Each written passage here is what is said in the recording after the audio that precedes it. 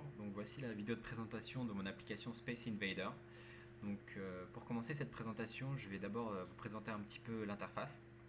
Donc à droite nous avons donc l'affichage des informations, donc le nombre de vies restantes, le nombre d'aliens restants sur le game board, ainsi que le score. On a donc ici un petit texte explicatif des différentes commandes que l'utilisateur peut être amené à utiliser. Donc c'est très simple. Pour bouger à droite, flèche de droite, bouger à gauche, flèche de gauche. Pour tirer espace, la nouvelle partie est le raccourci, donc c'est la touche N, la pause en P, option pour O et pour quitter la touche Q. L'utilisateur peut aussi utiliser donc les différents boutons qui sont ici s'il ne souhaite pas utiliser le raccourci. Donc voilà, donc je vais enlever la pause. Donc on va commencer par vous faire une démonstration de mort. Donc voilà, je vais prendre un shot. Donc là vous pouvez constater que le score est réduit de 10 et le nombre de vies restantes est diminué aussi de 1. Donc là je vais prendre un deuxième shot, mon score va passer à moins 20, le nombre de vies restantes à 0, et là le dernier shot, je n'ai plus de vie, donc game over, le score est à moins 30.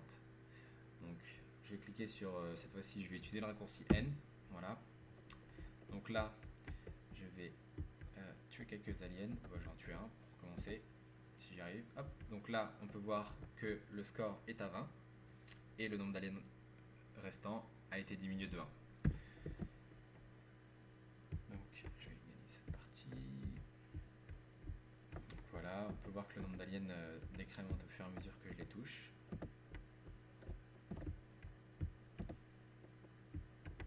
Tac. Voilà. Donc nombre d'aliens restant 0, la partie est gagnée. Donc je vais aller dans les options en appuyant sur le raccourci O, voilà. Donc l'utilisateur va avoir le choix entre le nombre de vies, ici on va s'en mettre une, le nombre d'aliens par ligne, donc on va en mettre 6 par exemple, et on va mettre une ligne d'aliens, ou deux, on va mettre deux lignes d'aliens.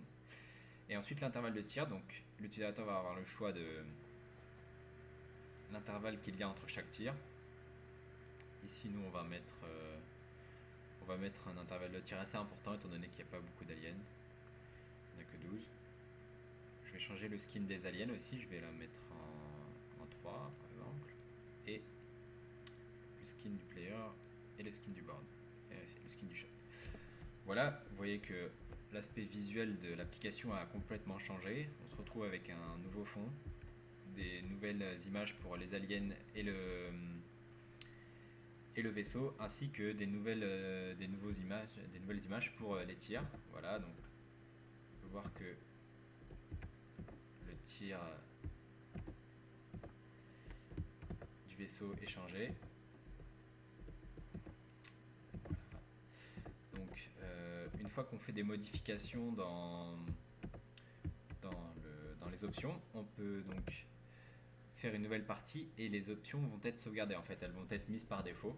Vous voyez là on se retrouve encore une fois avec 12 aliens et les modifications de skin qui ont été sauvegardées.